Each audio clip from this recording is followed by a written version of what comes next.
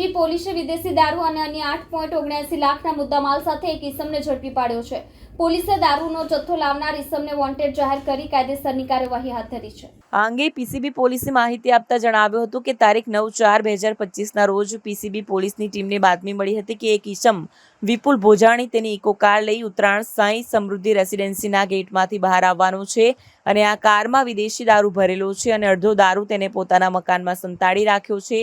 જે બાતમીના આધારે પોલીસે આરોપી વિપુલ વિનુભાઈ ભોજાણીને ઝડપી પાડી કારમાં તપાસ કરી હતી, જેમાંથી વિદેશી દારૂની અલગ અલગ બ્રાન્ડની પેટીઓ મળી આવી હતી। પોલીસે દારૂની 4 પેટીઓ જેમાંથી 192 જેટલી દારૂની બોટલો મળી હતી, જેની કિંમત 32,000થી વધુ થાય છે।